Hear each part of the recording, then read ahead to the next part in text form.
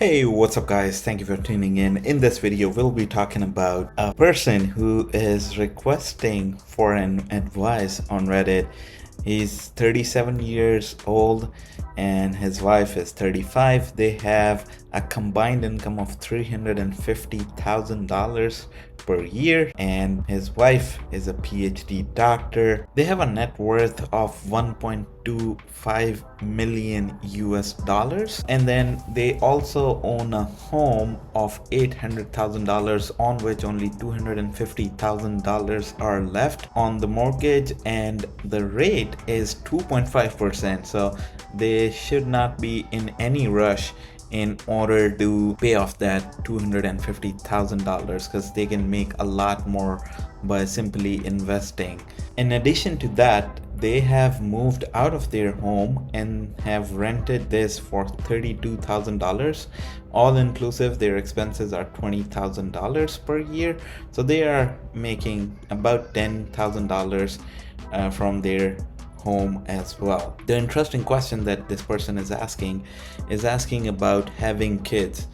They are thinking to have kids and they're not sure if the quality of life that they have by spending time on boating, running, biking, gardening, and all the other stuff that they do, they won't have any time left. One interesting thing that they have mentioned is that they also are likely to inherit 10 million USD from their families. That is the amount of money that they are expected to get from their families or inherit from their families. They're asking about the health insurance cost, baby expenses, and most importantly, they also want to know the strategy to retire early with children. So I've gone through all of these answers pretty much. If some have been added recently, I'm not sure, but for the most part, I see a pattern here. Everyone is saying that they have enough money and this is all good. They can have kids and spend money and live a lavish lifestyle.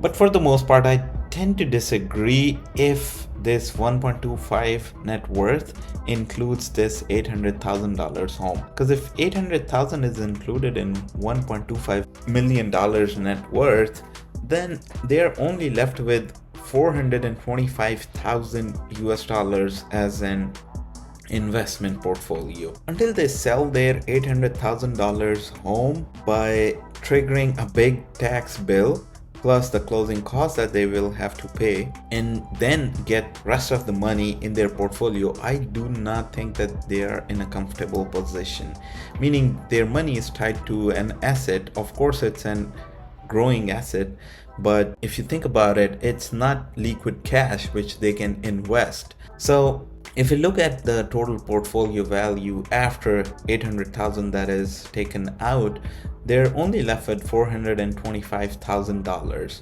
So what I've done is I have came up with a small portfolio that I have built here on Seeking Alpha. This is the platform that I use to analyze the stock and ETFs, and you can sign up. The link is in the description. If you use my link, you'll get $25 off for the year's subscription.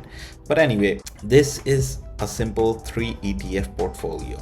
The 3 ETF portfolio includes SCHD, QQQ, and XDTE. SCHD, we know, has been crowned as the king of the dividends ETFs. So that is 31% in weightage. Then we have QQQ, which I put at a weightage of close to 36%. So a highly rated ETF with high weightage here. Then we have XDTE, for which I have assigned 33% weightage. And then dividends, which is the biggest part of what they will be earning in their retirement, will be $5,000 here from these 2 ETFs, and then $32,000 here from XDTE. So how come 32? Because $16,150 is what XDTE has paid so far in the last 6 months since its inception. So multiply that by 2 and you'll get the total year of dividend income. So then 32,000 here and 5,000 here would be $37,000 per year, which will be the dividend amount that they will be making, plus $10,000 here, which they are making from their investment property. So then $37,000 here and $10,000 here, $47,000 by no means will pay off for their work, for their early retirement or anything else. So that's why I said that if this $1.2 million net worth includes this $800,000 home, then it's a different picture. But if you think about it, if this $800,000 is also in liquid cash, or this $1.25 million net worth is all in cash, and they want to build a portfolio for early retirement, I would increase the quantity of these ETFs. So maybe keeping the percentage same, but increasing the amount of each of these portfolio holdings. So if I come here and I can play around with the number of shares, which I can select here. So if it's 3 times more, meaning $1.2 million from $400,000, I can simply multiply this by 3. So that'd be 4,500 shares of SCHD, 900 shares of QQQ, and then we will say 26 times 3 is 52, plus 26 is 78, so 7,800 shares here. So for $1.2 million portfolio, they will be generating close to $100,000 just from XDTE. Then they will also be generating close to $15,000 additionally from their portfolio. They will also have highly rated dividends ETFs that are rated A+ and A-.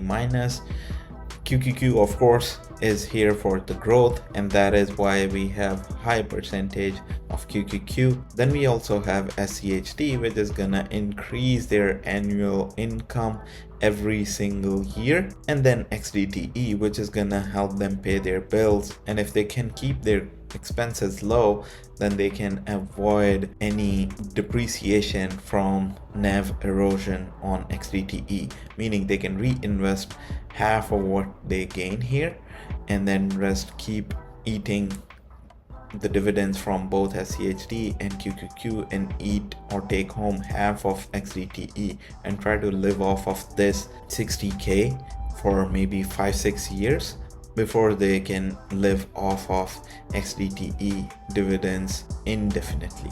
So that's about it. Thank you guys for watching. I hope you guys liked this video. This video was mainly for a scenario when a user has 1.25 million US dollars as net worth. But if you want to have your portfolio reviewed, make sure to leave a comment to me and maybe send me a message on Reddit, and I'll get back to you with the updates. Thank you guys for watching, and I'll see you guys in my next video. Till then, take care of yourself and people around you. Goodbye.